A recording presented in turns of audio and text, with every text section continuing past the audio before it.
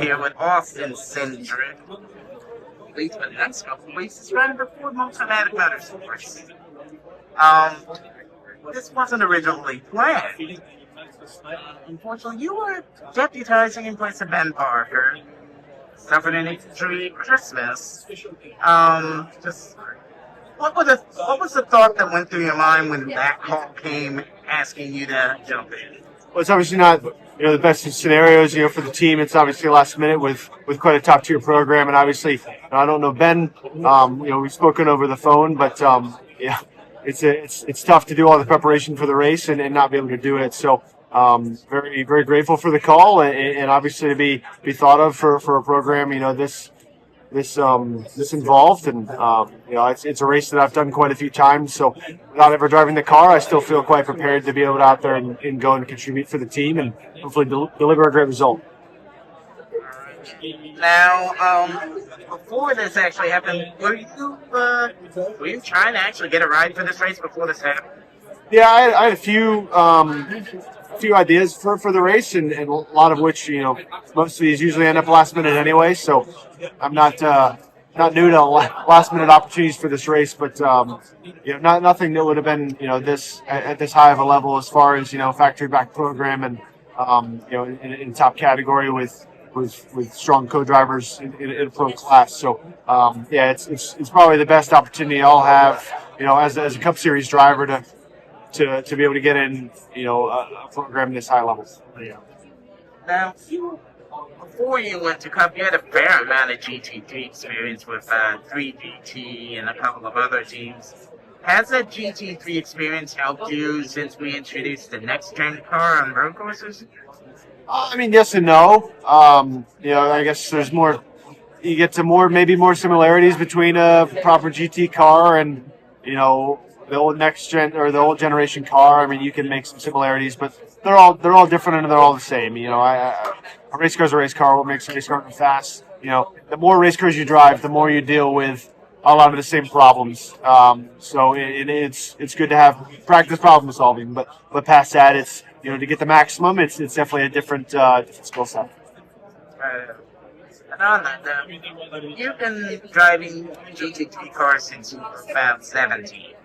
Back when you had the season with K-Pax and Pirelli challenge in the McLarens. At this point, I think you've driven 4 or 5 different ones. How do you have to change your style in order to go from these car to car?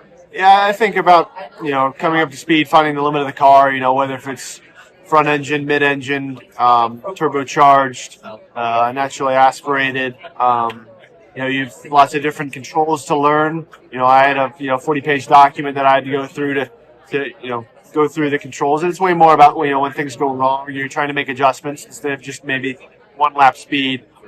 So being able to familiarize myself with that, I was able to go on the Ford Performance Simulator and had the same steering wheel, same dash layout. So that was good for at bare minimum for familiarization. But each car, just like anything, has its own quirks and its own seating position and its own visuals, its own blind spots, and those are all things you have to learn.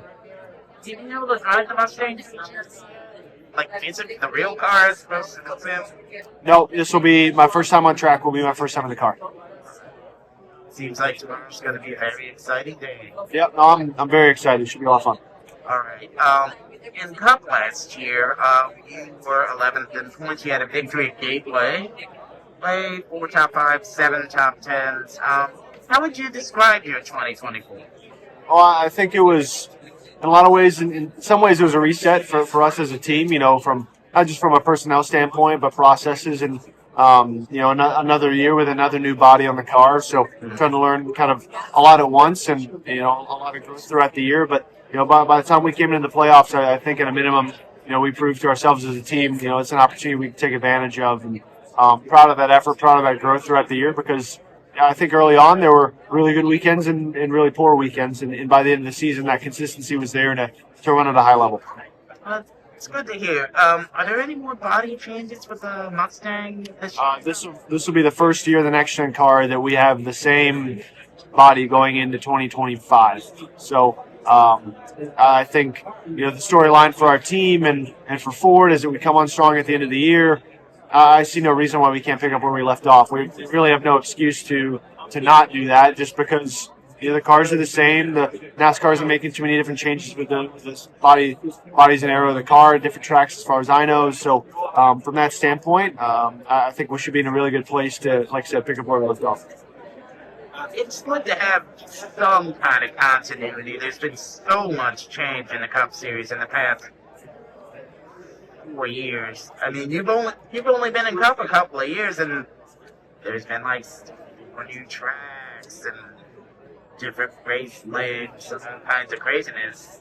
It's a little hard to get used to it. Well, and it's difficult because you don't have a lot of track time. So how do you define what's causing your issues? Are your issues based off of, the decisions that you made, or is it based off of different variables that have changed, or is it a completely new situation that you have no notes for whatsoever? So, there's been a lot of change, and a lot of the performance has been how do you adapt to that change, and what do you feel confident in your processes that you don't have to question along the way. So, but it's the same for everybody. So it's a unique challenge that is definitely more unique to NASCAR than really any other form of racing at this point. Yeah.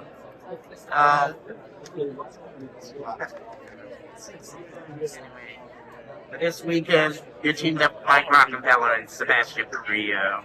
Carrillo's new to the program. He did a lot of testing last year after he left AO, and Rockenfeller's the only one of the full-time guys back from last year. How has it been working with them? Well, I mean, today's really day one. Seb and I have shared cars in the past. We had a win at Road Atlanta in the GT4 Mustang. Remember that. So it's really cool to kind of be back with him and kind of pick up where we left off, hopefully. But Rocky's been a real pleasure. Just even today, he's just so experienced and knows what it takes to get it done at these events. Whether if that's the teamwork side of things and communication. And he's a veteran, and it shows. And it's definitely cool to be paired up with a guy like that. Right up. Yeah.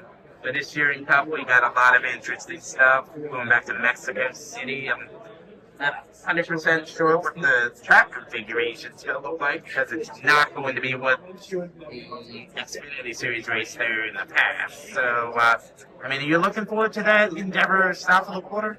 I think it'll be cool. I don't know much about the circuit, to be honest, and I've never been to Mexico, so I think it'll be a cool event. It'll be interesting to see, the response from obviously from the locals and from the sport itself. But from a competition standpoint, I don't care if it's in Alaska or Canada or Russia or China. You put a racetrack anywhere, and if we're bringing the same stuff and the same cars and the same tires, my job in my mind stays the same regardless of location. So I've probably been more focused on the technical side than I have the rest of it.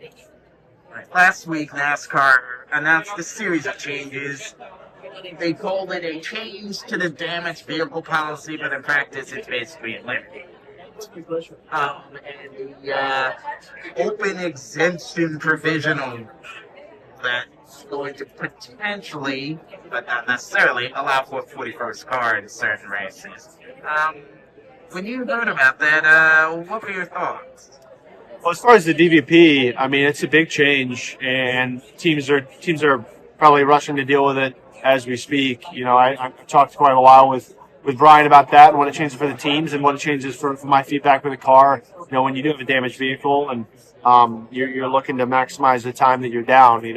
Ideally you want to try and be able to fix the car and still be able to go out and race, but really you get to where you're 3 laps down or more, it's really difficult to recover anything past cars that wreck out from there on out. So being able to understand, what the best ways we can do to maximize the rules, I think will be important. In a lot of ways, I think it was good to have those revisions with this car, because those rules were made with an old car, and now this car can take a lot more and probably be repaired with a lot more confidence. So as far as the open exempt thing, I can't say I've really looked much into it. In the specific scenario that we're speaking about with Alio, I would love nothing more to be able to participate in a race with Alio and race against him. He's one of my heroes. I looked up to the guy, and it'd be really cool to have him there. I haven't caught up with him since the announcement, but it's something the two of us have talked about for him running that race, and I'm glad he's got a proper opportunity to go do it. Uh, Obviously, you guys want to win badly, but since you've never actually been in this Mustang, when you come out of this weekend, what would you be satisfied with coming out of this test weekend? The test weekend, just be able to run through the car, really go through the program. As far as the race, yeah, I think the expectation is that in the second year of the program, we should be able to go out and contend with the best cars.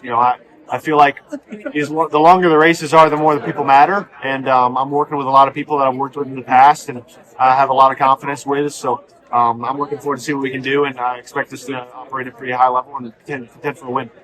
What's up? Michael Massey here, Frontstretch.com. Don't forget to hit that subscribe button.